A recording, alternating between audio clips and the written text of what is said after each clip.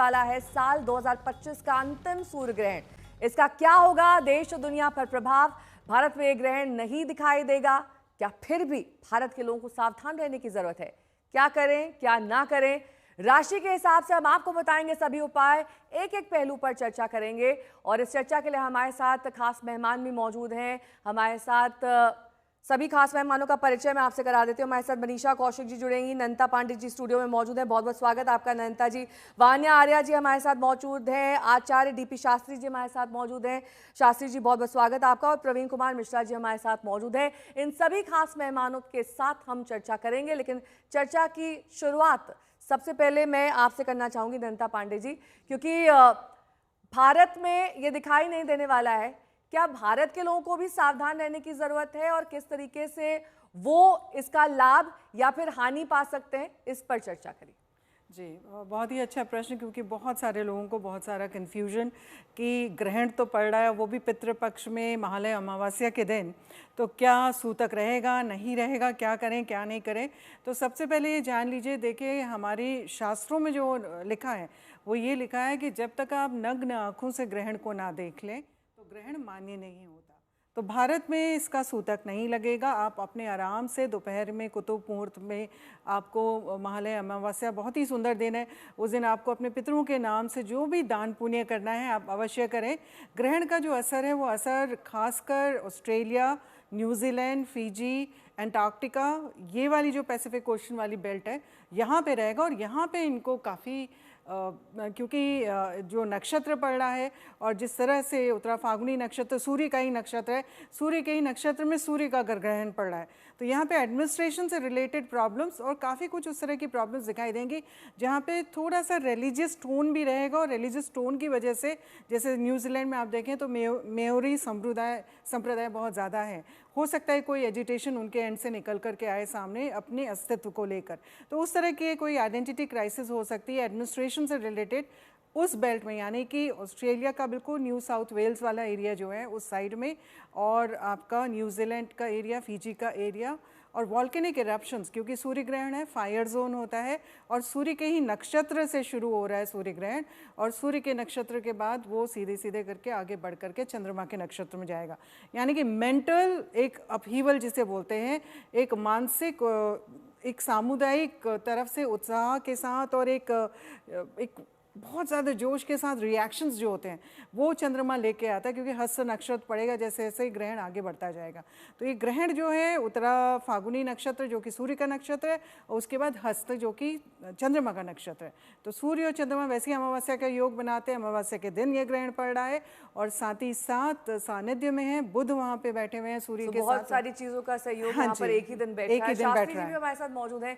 शास्त्री जी जानेंगे कि ये सूर्य ग्रहण क्यों खास है, इसका क्या समय काल रहने वाला है और किस तरीके से समय काल का उपयोग हमें भारत में करना चाहिए जहां पर सूर्य ग्रहण नहीं दिखाई देने वाला है। देखिए, यह ग्रहण जो है भारत के लोगों के लिए इसके कोई सूतक नहीं है, कोई दोष नहीं है। जिस कंट्री में वहाँ सूतक है वहाँ दोष है। ये ग्रहण, सूर्य ग्रहण रात्रि में 11 बजे शुरू होगा और 3:24 सुबह तक ये रहेगा। ये समथिंग 4 घंटे 24 मिनट का ग्रहण है, बल्कि ये पूर्वा फाल्गुनी नक्षत्र में शुरू हो रहा है। पूर्वा फाल्गुनी रात में नक्षत्र 12 बजे के बाद तक 22 मिनट तक भोग कर रहा है, यानी 1 घंटा 22 मिनट शुक्र के नक्षत्र में है, उसके बाद सूर्य के नक्षत्र में है, तो 2 नक्षत्र का प्रभाव इस पे ज़्यादा रहेगा। अच्छा, सिंह राशि और कन्या राशि पे, दोनों राशि पे इसका प्रभाव रहेगा, क्योंकि उनके नक्षत्र में है। और मिथुन लगन में रात्रि का जो लग्न होगा भारत के हिसाब से, अलग अलग कंट्री का अलग अलग लग्न बनेगा, वो लग्न का भी प्रभाव रहेगा। ये ग्रहण अपना प्रभाव जो डालेगा पूर्वोत्तर क्षेत्र में डालेगा, पश्चिम कंट्री में डालेगा, न्यूजीलैंड, ऑस्ट्रेलिया, अटलांटिक महासागर, ये जगहों पर इसका प्रभाव है। और कहीं ना कहीं विश्व में एक अशांति, नकारात्मक सोच, कोई बड़े नेता का क्रोध के कारण या डिसीजन गलत लेने के कारण टकराव की स्थिति, युद्ध की स्थिति भयंकर उत्पन्न कर सकता है। बल्कि हमको इसमें डरने की बात नहीं है। भारत वाले निश्चिंत रहें, स्वतंत्र रहें, कोई सूतक ना मनाएं, कोई दोष नहीं है। महालय पर्व मनाएं, पितरों को विसर्जन करें, तर्पण करें, दान उपदान करें और अपनी सारी परंपरा करें, क्योंकि अगले दिवस ही हमारे नवरात्र शुरू हो रहा है। माँ भगवती दुर्गा हाथी पे चढ़ के आएगी और नर नारायण पे जाएगी तो हाथी जल का कारक है, शुभ कारक है, यानी शांति का भी प्रतीक बनेगा। तो हमारे लिए कहीं से इसके भय रहने के योग नहीं दिखता है।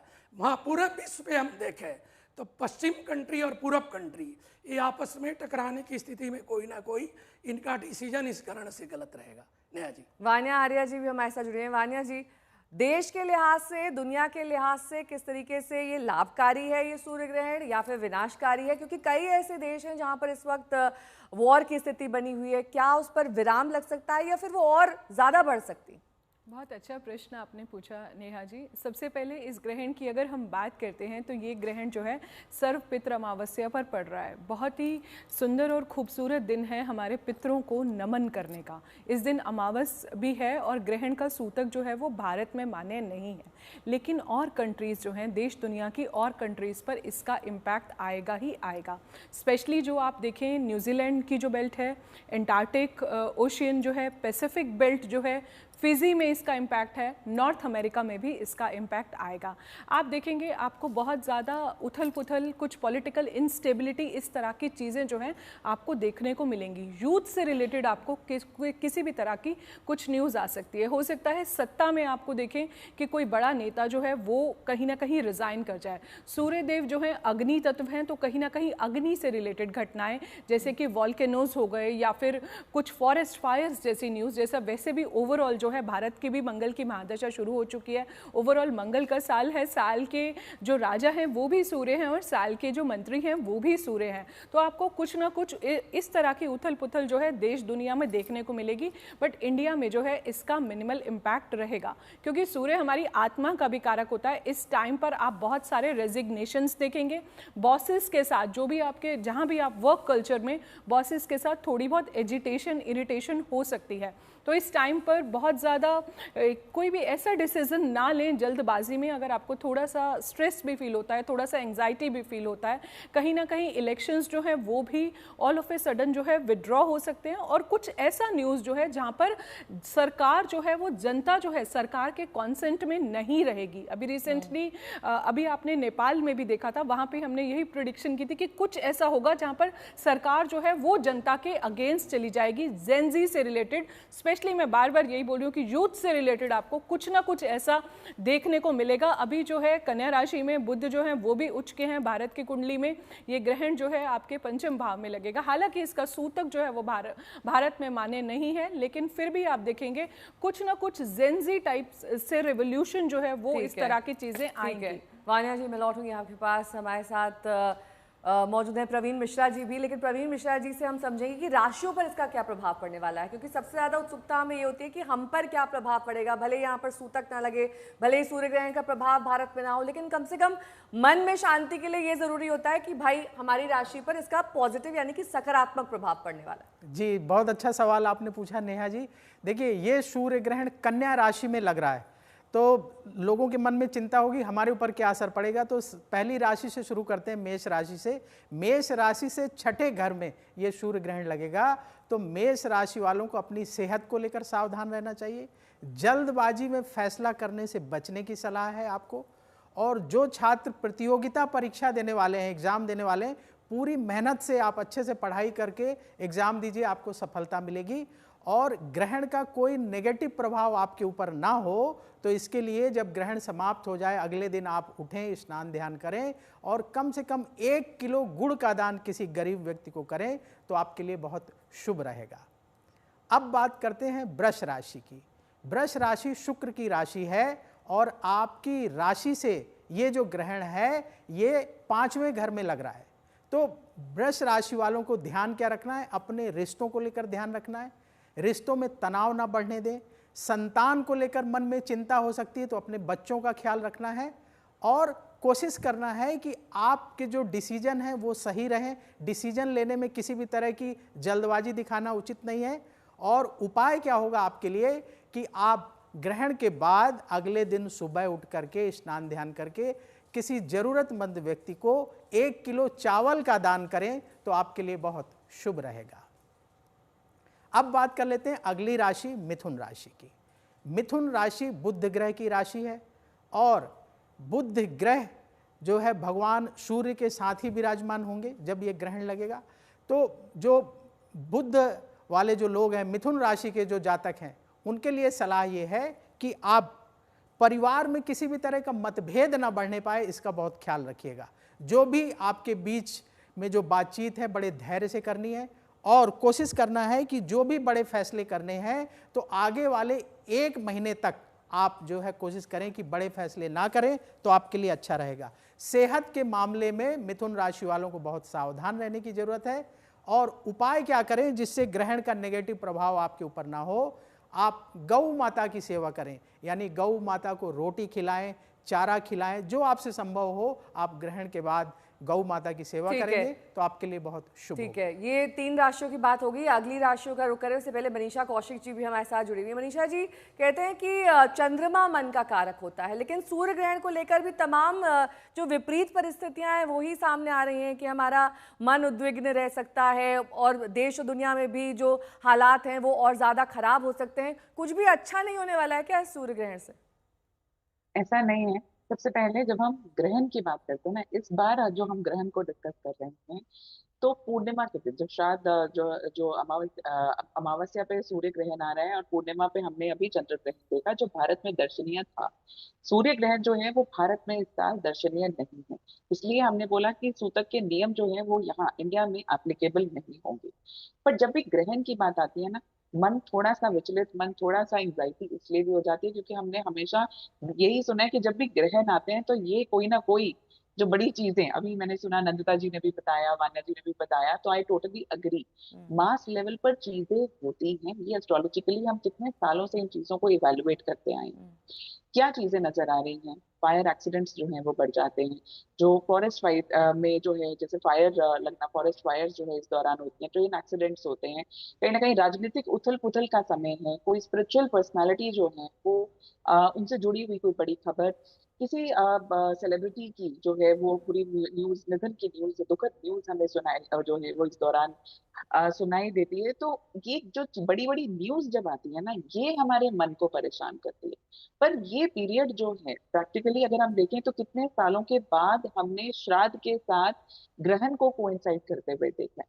21 अगर हम सितंबर की बात कर रहे हैं तो बेहद खास दिन, क्योंकि इस दिन पितरों की विदाई का दिन है, सर्व पितृ अमावस्या है। और ये साथ साथ ग्रहण के साथ भी हम बोलते हैं कि जब ग्रहण आए तो दान जरूर कीजिए। तो जब इतना बड़ा पावरफुल दिन हो तो ऐसा कैसे हो सकता है कि सिर्फ कष्ट ही लेकर आए? उसके आगे तो माता रानी के दिन आ रहे हैं और नवरात्रा, घर के बड़ों से मैंने हमेशा सुना है कि जैसे ही नवरात्रा बढ़कर आए तो वो आपके लिए अच्छा होता है, खुशियां लेकर आता है। लेकिन ग्रहण का इम्पैक्ट सिर्फ कभी एक ग्रहण का नहीं होगा। जितने ये ग्रहण जितने क्लोज अकर करेंगे, लूनर और सोलर इक्लिप्स, उतने बड़े इम्पैक्ट जो है वो नजर आते हैं। जो हमें, आपने देखिए हम आज तक पे ही हमने शो किया था, उसी दौरान आप देखिए नेपाल में कितनी बड़ी चीज जो है वो हमें नजर आई। तो ये जो है, क्योंकि चंद्रमा मन के कारक हैं तो कहीं ना कहीं मन को तो परेशान करने वाली स्थितियां नजर आएंगी। सूर्य जो है वो सत्ता के कारक है। सूर्य को सोर्स ऑफ लाइफ कहा जाता है, एनर्जी का कारक कहा जाता है, राजनीति का कारक कहा जाता है, सत्ता को रूल करते हैं। इसलिए जो सत्ता में उठक पटक है ना, वो अब इस दौरान हमें ज्यादा नजर आएगी। साथ साथ प्राकृतिक आपदाएं, अभी भी देखिए तो जल से जुड़ी जो तबाही है वो रुक नहीं रही थी, लेकिन आगे आने वाले समय में ब्रिजेस का गिरना, फायर से जुड़े हुए एक्सीडेंट्स, कहीं ना कहीं भूमि के कारण जो है, ये सब अभी हमें आते हुए समय में नजर आएंगे। बट क्यों? क्योंकि अगले साल फिर जो है वो 2026 के फर्स्ट क्वार्टर में हमें फिर ग्रहण नजर आ रहे हैं, तो ये इफेक्ट तो रहेगा। पर क्या ये चीज जब मासेस में हो रही है तो सबको कहीं ना कहीं अफेक्ट तो करेगी, मन इसीलिए परेशान रहता है। पर जैसा मैंने कहा कि अब आगे नवरात्रे आ रहे हैं, कितने पावन दिन हैं, और ये तो शक्ति की पूजा है। इस दौरान माता रानी जो है वो डेफिनेटली यही चीज सिखाती हैं कि कष्ट कैसे भी क्यों ना हो, जब वो साथ हैं तो सारे कष्ट दूर होंगे ही होंगे।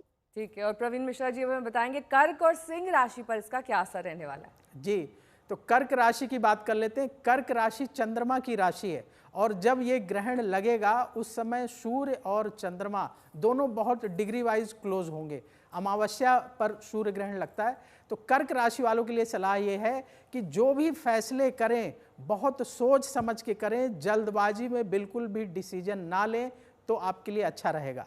अगर आप कोई महत्वपूर्ण कार्य करना चाहते हैं तो अपने मित्रों से, जो आपके करीबी दोस्त हैं, उनसे अवश्य सलाह ले लीजिएगा। उनकी सलाह से फैसले करेंगे तो आपके लिए अच्छा रहेगा। कर्क राशि वालों को दान क्या करना चाहिए। देखिए, कर्क राशि वालों को सफ़ेद चीज़ों का दान करना चाहिए।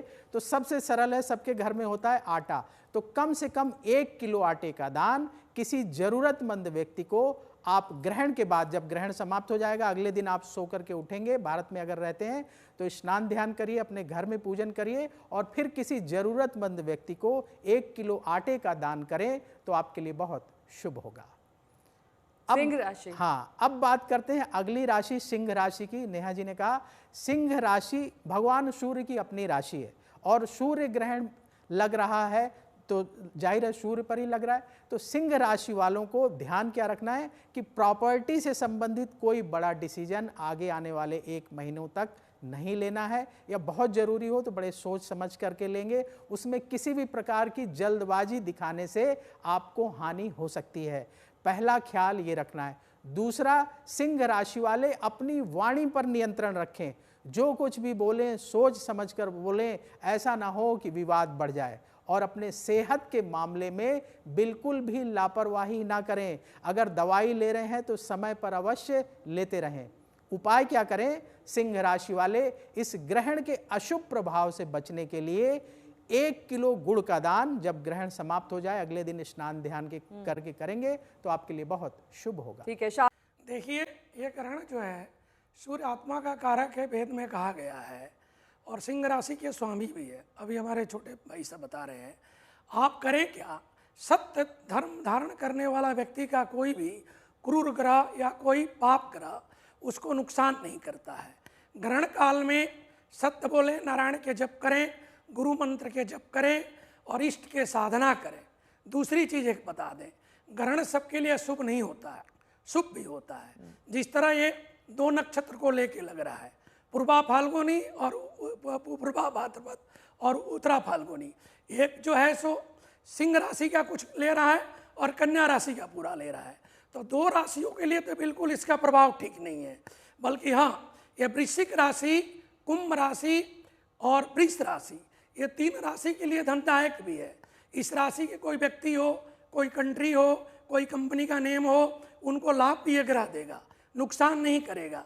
बल्कि सबसे बड़ी सावधानी है कि सूर्य जो कारक है, अग्नि कारक है, और जल का देखिए तांडव हो रहा है।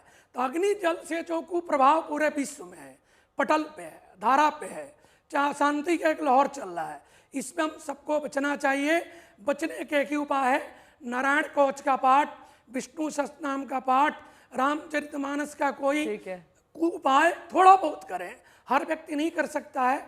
सनातन धर्म के मानने वाले या गुरु परंपरा के मानने वाले जो लोग हैं, वो लोग कोई मंत्र के जप करें तो उनका भी कल्याण होगा, उनके देश का भी कल्याण होगा। ठीक है, आसान से यहाँ पे उपाय आपने बता दिया। अनंता जी को भी चर्चा में शामिल करते हैं। अनंता जी, ये बताइए कि जो लोग करियर में हैं उनके लिए सूर्य ग्रहण का क्या प्रभाव पड़ने वाला है, और जिन लोगों का अपना निजी व्यवसाय है उनके लिए क्या है?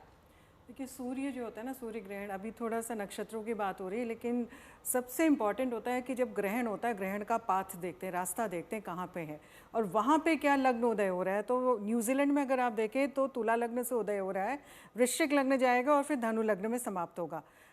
पूर्वा फागुनी नहीं, उत्तरा फागुनी नक्षत्र से ग्रहण शुरू हो रहा है और हस्त नक्षत्र की तरफ आगे बढ़ रहा है।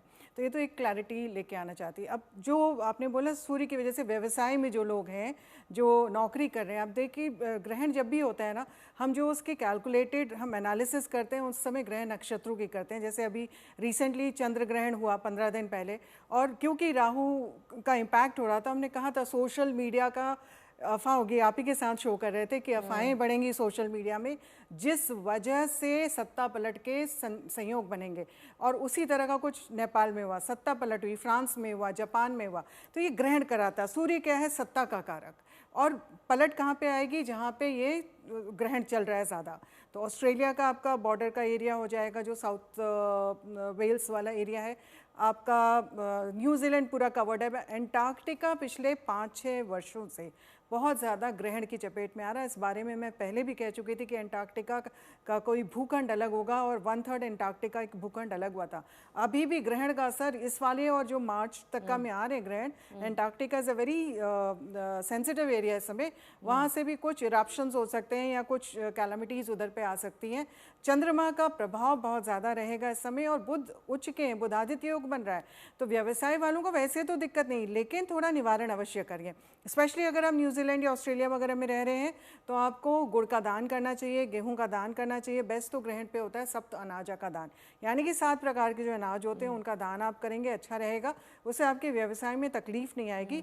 बुध क्योंकि अस्त है तो ट्रेडिंग से रिलेटेड अगर आप कार्य करते हैं, कमर्शियल एक्टिविटीज़ हैं, मोबाइल्स हैं, टेलीकॉम है, सैटेलाइट हैं, ये सारे एरियाज़ में बहुत तकलीफें आने वाली हैं।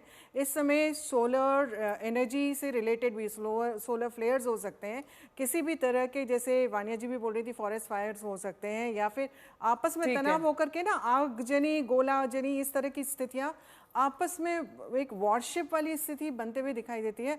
पर वो भारत में नहीं होगी इस समय। भारत और बाकी जितने भी विश्व की जो एरिया है, जो हमने बोला था चंद्र ग्रहण में कि 85% जनता इस ग्रहण से आ रही है, वो असर मनीषा जी को भी इसका चर्चा नहीं में शामिल जाएगा। करते हैं और यहीं से चर्चा को आगे ले जाते हैं, क्योंकि मनीषा जी, भारत में ये विजिबल नहीं है, इसका असर नहीं है, यहाँ से आप सूर्य ग्रहण नहीं दे सकते, लेकिन क्या फिर भी शुभ काम ना करें? क्या गाड़ी ना खरीदें, घर ना खरीदें, जो तर्पण करते हैं, पिंडदान करते हैं, वो भी क्या शुभ कार्य में गिना जाता है? क्या करें क्या ना करें, इस पर एक बार फिर से आप प्रकाश डालिए।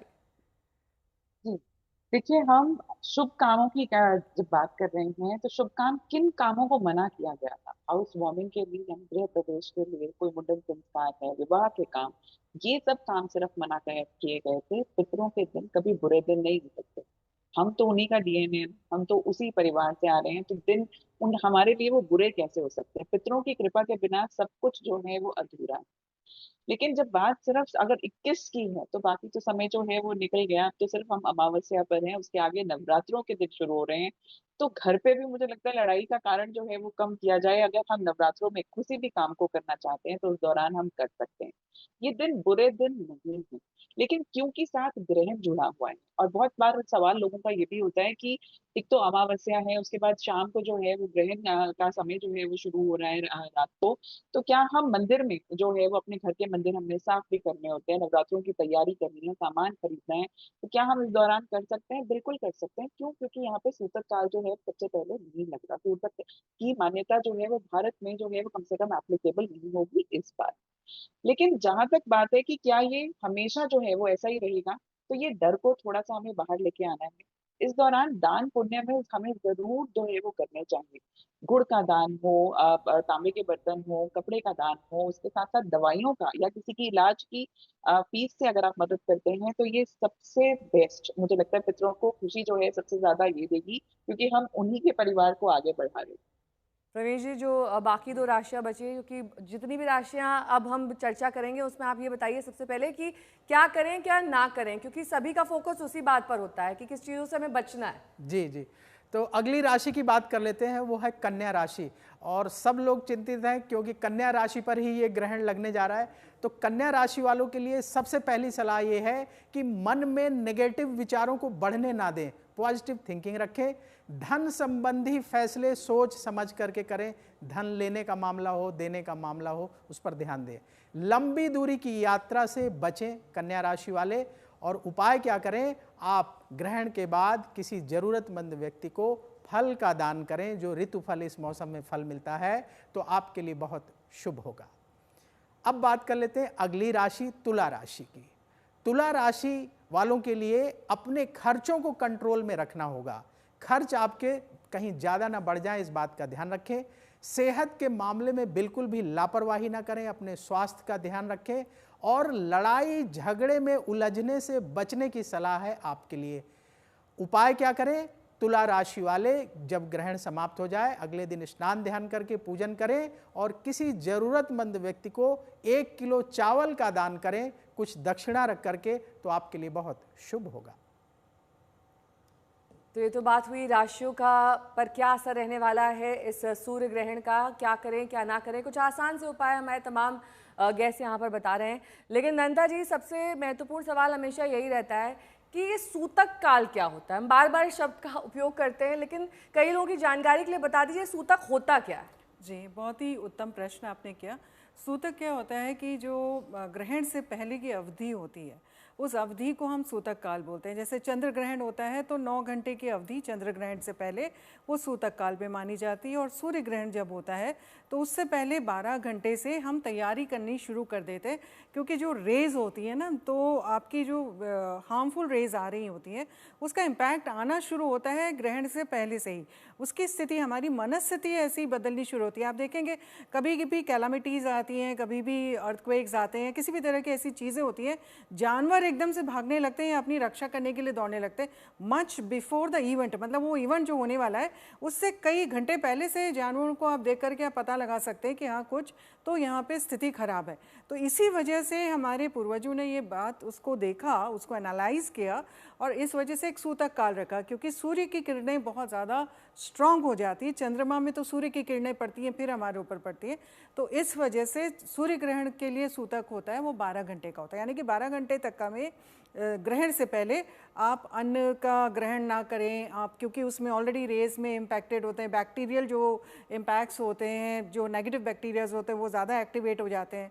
तो अन्न जल ना ग्रहण करें, आप पहले स्नान कर लें, मानसिक जाप करें, जो नुकीली चीज़ें होती हैं उनके आसपास ना रहें, घर से बाहर नहीं निकले कि गलती से भी आपने आसमान की तरफ देख लिया तो शायद उस रेस का असर हो जाए। तो मंदिर के कपाट बंद हो जाते हैं, इसलिए नहीं बंद होते हैं कि देवताओं पे कुछ है, देवता तो जगत व्यापी हैं, इसलिए भी एक है। आप साइंटिफिक उसका कारण सोचिए कि हम पहले ज़माने में हर कोई अपने गांव में एक मंदिर होता था, वहाँ दर्शन करने जाता था, तो आप घर से बाहर निकले इसलिए देवताओं के ही कपाट बंद कर देते, क्योंकि आपको जप करने का, आपको दान करने का, आपको मंत्र पढ़ने का पूरा वहाँ पे आपको अलाउड है कि आप अपने घर पे बैठ के करिए, मानसिक जप करिए, मानसिक हवन करिए, रुद्राक्ष पहनिए। इतना सुंदर समय ग्रहण का टाइम जो आप रुद्राक्ष धारण करें, मंत्र सिद्ध करिए, यंत्र सिद्ध करिए, अपने आसन को सिद्ध करिए, जिस आसन में बैठ के आप जाप करते हैं। आप देखिए, और कोई जल लेकर के आप जाप करें, वो जल में इतनी पावर्स आ जाती हैं, क्योंकि वाटर में रिटेंशन पावर होती है, आप जो भी बोलते हैं उस चीज़ को ग्रहण करने की। और फिर उसके बाद उस जल को पीजिए, घर वालों को पिलाइए, उस मंत्रों से भरे हुए जल का घर पे छिड़काव करिए। तो ये सूतक के टाइम पे इस सब चीज़ों का ख्याल रखा जाता है कि आप ये सारी चीज़ें अननेसेसरी ना करें।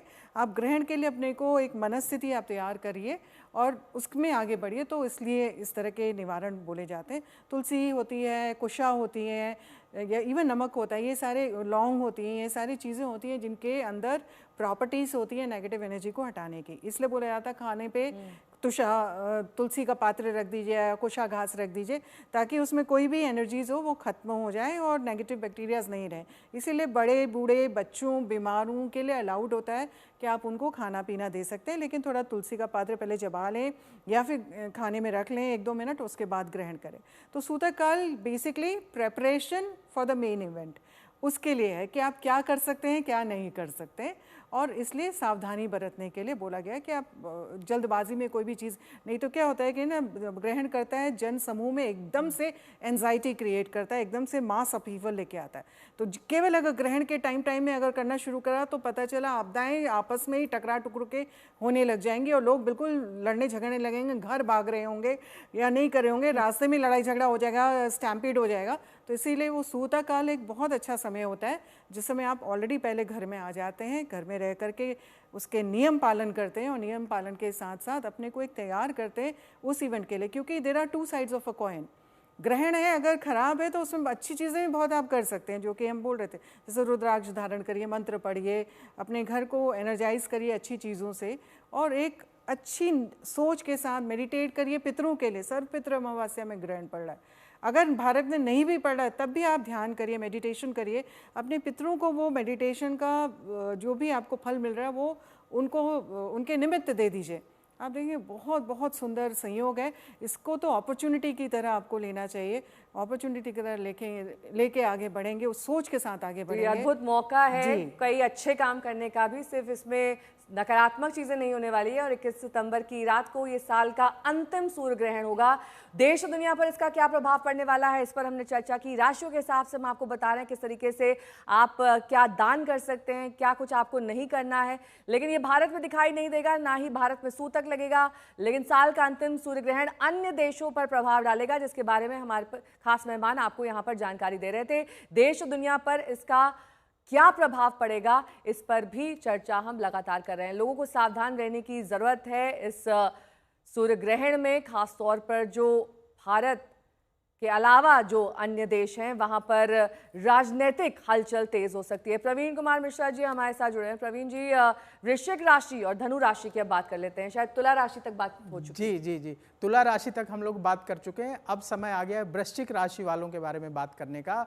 वृश्चिक राशि वालों के लिए सलाह ये है कि सूर्य ग्रहण का नेगेटिव प्रभाव आपके करियर पर ना पड़े, इसलिए करियर संबंधी फैसले बहुत सोच समझ करके करिएगा और धन संबंधी लेन देन में बहुत सावधानी बरतने की आवश्यकता होगी।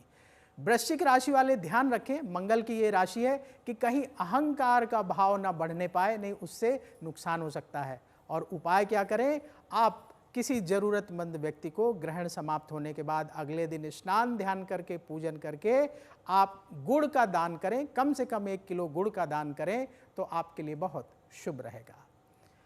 अब बात करते हैं अगली राशि धनु राशि की। धनु राशि बृहस्पति की राशि है। धनु राशि वालों को कार्यक्षेत्र में ध्यान देने का समय है। अपने प्रोफेशन में बहुत ध्यान से काम करिएगा और क्रोध से बचना है। छोटी छोटी बातों पर गुस्सा बिल्कुल ना दिखाएं। अधूरे काम पूरे करने का समय है, उन्हें आप पूरा करेंगे तो उसमें आपको सफलता की प्राप्ति होगी। और दान क्या करें, ग्रहण के बाद किसी जरूरतमंद व्यक्ति को आप 1 किलो चावल का दान करेंगे, अगले दिन स्नान ध्यान करके कुछ दक्षिणा रख करके, तो आपके लिए बहुत शुभ रहेगा। अगला प्रश्न है शास्त्री जी, बहुत से लोगों की ये मान्यता है कि ये जो ग्रहण का प्रभाव होता है, ग्रहण के जितने दान पुण्य से जुड़े चीजें हैं वो सिर्फ सनातन धर्म और हिंदू धर्म से जुड़ी हैं। क्या अन्य लोगों के पर भी इसका प्रभाव होता है? मेरा मतलब है कि अन्य धर्म के जो लोग हैं उन पर सूर्य ग्रहण का क्या प्रभाव होता है और उसको किस तरीके से देखा जाना चाहिए? देखिए, प्रकृति के ऊपर ग्रहण होता है, सब पे प्रभाव होता है। मानव पे, दानव पे, यक्ष पे, किन्नर पे, जितने प्रकृति में लोग रहते हैं सब पे इसका कुप्रभाव भी होता है और सुप्रभाव भी होता है। सबसे बड़ी चीज़ है कि सूर्य को क्रूर पापी ग्रह माना गया है। शनि से भी ज़्यादा पापी सूर्य को माना गया है। उसी के ऊपर एक ग्रहण है। ग्रहण ये इस वर्ष का माने 2025 का अंतिम कह रहे हैं हम, है भी, बल्कि इसके कारण जो पूरे विश्व में या राजनीतिक में जो उथल पुथल है वो देखिए 15 दिन में सूर्य ग्रहण चंद्र ग्रहण आने से कोई ना कोई कंट्री इस तरह के पश्चिम पूर्व में उत्पात कर देगी, सोशल मीडिया के कारण, आपस में अहंकार के कारण, कि बहुत सारी स्थिति कहीं ना कहीं इसके प्रभाव आपको 15 दिन से 45 दिन में दिख जाएगा। ये क्रूर प्रभाव डालता रहता है। अब इसमें क्या हम लोग को करना चाहिए और क्या ना नहीं करना चाहिए। ज्योतिष और सनातन अनादिकाल से सनातन रहा है और सनातन में 18 पुराण में 4 लाख मंत्र है। दोबारा बताते हो, 18 पुराण में 4 लाख मंत्र है, उसमें हमारे 6 शास्त्र है जिसमें ज्योतिष का भी अंश दिया गया है। तो सब लोग सनातनी थे, इसीलिए सबसे ज्यादा सनातन पे इस पे चर्चा होती है। तो राशि पे जो इसका प्रभाव है वो तो बनता ही है, कोई व्यक्ति हो, कंट्री की जो राशि उसके ऊपर ही बनता है। इसमें बचना चाहिए और हो सके तो धर्म के आचरण विचार धारण करते हुए धर्म का पालन करना चाहिए। तो परमपिता परमात्मा उस व्यक्ति को, राष्ट्र को या परिवार को, व्यापार को, घर बार को रक्षा करते हैं। यही ग्रहण का एक प्रभाव होता है। इसमें भगवान के द्वारा ही निदान होता है, ये करना चाहिए। ठीक है, वानिया जी भी हमारे साथ जुड़ी हुई हैं। वानिया जी, बहुत सारी महिलाओं के मन में कई सारी भ्रांतियां हैं, खासतौर पर चंद्र ग्रहण हो, सूर्य ग्रहण हो, उसी तरह के उपाय करती हैं। चंद्र ग्रहण और सूर्य ग्रहण में मुख्य तौर पर क्या अंतर है और इस हिसाब से किस तरीके के उपायों में भी अंतर है? जी देखिए नेहा जी, चंद्र ग्रहण और सूर्य ग्रहण में ऐसे अंतर है क्योंकि चंद्रमा जो है वो हमारे मन का कारक है और सूर्यदेव जो है वो हमारी आत्मा का कारक है, कहीं ना कहीं सत्ता का कारक है। अभी चंद्र ग्रहण आया, हमने बहुत सारे उपाय करे। अब यहाँ पर जब सूर्य ग्रहण आएगा तो वहाँ पर आप अगर आदित्य हृदय स्तोत्रम का पाठ करते हैं, सूर्य सहस्त्र नाम का पाठ करते हैं, सूर्य अष्टकम को अगर आप पढ़ते हैं तो आप देखेंगे आपको जो भी थोड़ा सा मेंटल टेंशन इस टाइम पर, थोड़ा सा स्ट्रेस एंग्जाइटी हो रहा है, वो आपको नहीं होगा। ये जो टाइम है अपने पितरों से फॉरगिवनेस मांगने का ये समय है कि जाने अनजाने में अगर हमसे कोई मिस्टेक हुई है, इंटेंशनली अनइंटेंशनली हमने किसी का दिल दुखाया है, तो उसके लिए आप हमें क्षमा करें। क्योंकि जो हमारे पितृ होते हैं, जो हमारा डीएनए होता है, वो 14 जनरेशंस यानी कि 14 जनरेशंस तक कैरी फॉरवर्ड होता है। तो कहीं ना कहीं चीज़ें आगे जाती हैं, लेकिन वो पैटर्न्स हम ब्रेक कर सकते हैं। इसके अलावा जो है आप ग्रहण के बाद स्नान दान का बहुत ज़्यादा महत्व होता है। तो आप गुड़ का दान कर सकते हैं, आप तांबे का दान कर कर सकते हैं, आप लाल वस्त्रों का दान कर सकते हैं, आप लाल चंदन का दान कर सकते हैं। आपके पितरों को जो पसंद था आप उसका भी दान जो है इस समय पर कर सकते हैं। कोई भी तांबे से जुड़े बर्तन जो हैं उसका भी आप दान जो है कहीं ना कहीं कर सकते हैं। लाल फूलों का दान, सतनाजा का दान, गेहूं का दान जो है, ये सारे दान, गुड़ का दान जो है आप कर सकते हैं। ग्रहण के टाइम पर आप माँ गायत्री की उपासना कर सकते हैं, आप गायत्री मंत्र कर सकते हैं, सूर्य गायत्री मंत्र कर सकते हैं, पितृ गायत्री मंत्र कर सकते हैं। सूर्य जो होते हैं हमारे आत्मा का कारक है, हमारी विल पावर, डेडिकेशन, हमारी लाइफ में जो भी हमारा जो पूरा ओज है, जो पूरा तेज है, वो सब सूर्यदेव ही गवर्न करते हैं। ग्रहण का मतलब होता है अच्छी चीजों को अपने अंदर, अपनी लाइफ में ग्रहण करना और नकारात्मक चीजों को अपने जीवन से निकालना। क्योंकि बहुत ही सुंदर जो ये संयोग भी है और पितृपक्ष अमावस्या भी है, तो ये टाइम जो है अपने पितरों को याद करके उनको उनसे ब्लेसिंग्स लेने का तीन राशियां बची हुई हैं, मकर, कुंभ और मीन। प्रवीण मिश्रा जी, मकर, कुंभ और मीन राशि पर क्या प्रभाव और क्या करें क्या ना करें, उपाय? जी, सबसे पहले बात कर लेते हैं मकर राशि की। शनि देव की ये राशि है मकर राशि। मकर राशि वालों को आपकी मेहनत का फल प्राप्त होगा, इसलिए घबराने की बिल्कुल भी आवश्यकता नहीं है। धैर्य से काम करने का समय है, पूरी मेहनत से, धैर्य से अपने काम पर लगे रहिएगा और कोशिश करें कि सीनियर अधिकारियों से मतभेद ना बढ़ने पाए। खास करके जो लोग जॉब करते हैं इस बात का ख्याल रखेंगे। उपाय क्या करना है, आप ग्रहण काल समाप्त होने के बाद अगले दिन स्नान ध्यान करके किसी जरूरतमंद व्यक्ति को 1 किलो आटे का दान करेंगे तो आपके लिए बहुत शुभ रहेगा। अब बात कर लेते हैं अगली राशि कुंभ राशि की। कुंभ राशि भी शनि की ही राशि है। आप हर काम सावधानी से करें, किसी भी काम में जल्दबाजी ना दिखाएं। विदेश से संबंधित कार्यों से आपको लाभ होगा, ऐसे योग बनेंगे। और अपने सेहत का ध्यान रखने की आवश्यकता होगी। अपने खान पान को ठीक रखें। दवाई ले रहे हैं तो समय पर अवश्य लेते रहें। उपाय क्या करें, आप गौ माता को रोटी खिलाएं ग्रहण काल के बाद स्नान ध्यान करके, तो आपके लिए बहुत शुभ होगा। अब बात करते हैं आखिरी राशि मीन राशि की। मीन राशि बृहस्पति की राशि है। आप ध्यान रखें जीवन साथी के साथ संबंधों में तनाव न बढ़ने पाए। धैर्य से काम करने का ये समय होगा। मीन राशि वाले क्रोध बिल्कुल ना करें, गुस्से से बचने की सलाह है, कहीं इसकी वजह से आपके काम बिगड़ ना जाएं। और आप उपाय क्या करें, जब ग्रहण समाप्त हो जाए अगले दिन स्नान ध्यान करके अपने घर में पूजन करें और 1 किलो गुड़ का दान किसी मंदिर में जाकर के करें, कुछ दक्षिणा रख करके, तो आपके लिए बहुत शुभ होगा। तो ये तो बात हो गई मकर, कुंभ और मीन राशि की। मनीषा कौशिक जी भी हमारे साथ लगातार जुड़े हैं। मनीषा जी, वो लोग जो सोशल मीडिया पर और अलग अलग तरीकों से भ्रांतियां फैलाते हैं किसी भी ग्रहण को लेकर, चाहे वो चंद्र ग्रहण हो, सूर्य ग्रहण हो, उन लोगों के लिए आप क्या कहना चाहेंगी? और खास तौर पर जो उन लोगों की भ्रांतियों से जुड़ जाते हैं या फिर उन्हें मान लेते हैं। आपका बहुत खूबसूरत सवाल है, क्योंकि मैं हमेशा कहती हूँ कि जो आप इंस्टाग्राम पे देख रहे हैं that is more of real astrology, not real astrology. हम जब से शोज कर रहे हैं आज तक में, बहुत बड़ा प्लेटफॉर्म जो है वो हमें मौका दिया है कि हम इन डर को निकाल सके। हमने हमेशा ये बात कही है कि जब भी ग्रहण आते हैं, take it as an opportunity. ग्रहण जो है वो एक ऑर्डिनरी डे है विद एक्स्ट्रा ऑर्डिनरी पावर्स, और इन एक्स्ट्रा ऑर्डिनरी पावर्स को हमें यूटिलाइज करना चाहिए, क्योंकि कहीं ना कहीं ये कॉस्मिक रीसेट बटन की तरह काम करता है। कि जब आप अपने अंदर से, ये समय कितना अच्छा समय है जब हम मेडिटेट कर सकते हैं, हम फोकस कर सकते हैं, हम लाइफ में क्या चाहते हैं, करियर में क्या चाहते हैं, अपने स्पिरिचुअली हमारे गोल्स क्या हैं, इन सब चीजों को अलाइन कर सकते हैं। तो एक तरीके से कॉस्मिक सिंक अपना बनाने के लिए एक बहुत अच्छा ये समय होता है। लेकिन मुझे जो आपका जो सवाल है मुझे इसलिए भी खूबसूरत लगा, क्योंकि मैं खुद जब सोशल मीडिया पर रील्स या वीडियोस देखती हूँ ना, तो मुझे एक बात अच्छी नहीं लगती जब जहाँ कहा जाता है कि अगर ऐसा नहीं करेंगे तो आपके साथ ये होगा। ये कहीं पर भी डॉक्यूमेंटेड नहीं है कि अगर आपने नहीं किया तो आपका नुकसान ही होगा। दूसरी चीज, जब आप कहते हैं कि अगर आपने ऐसा नहीं किया तो ईश्वर नाराज है, ईश्वर कभी हमसे नाराज नहीं होते। इनफैक्ट ईश्वर हमें एक तरीका सिखाते हैं लाइफ में पॉजिटिव रहने का।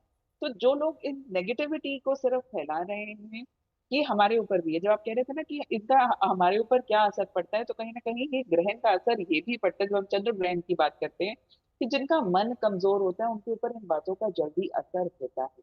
तो मैं हमेशा कहती हूँ कि ये पॉजिटिविटी के इंजेक्शन जो है ना वो लगातार लगते रहने चाहिए। ऐसे भी आप लोगों को फॉलो करें जो अच्छी बात कहते हैं कि ये एक एक योग है, एक मौका है, एक अवसर है जिसे हमें यूटिलाइज करना चाहिए, बजाय कि इस डर को अपने अंदर बैठा लें कि ओहो ग्रहण आ गए, अब तो ना जाने क्या होने वाला। ठीक है, आप सभी खास मेहमानों का बहुत बहुत शुक्रिया। और हमारा भी यही प्रयास रहता है कि ग्रहण से जुड़ी हुई जो भ्रांतियां हैं, खास तौर पर जो लोग इसको एक तरीके से अशुभ ही मानते हैं या फिर नकारात्मक ही मानते हैं, उनके लिए एक साफ संदेश जाए। वक्त एक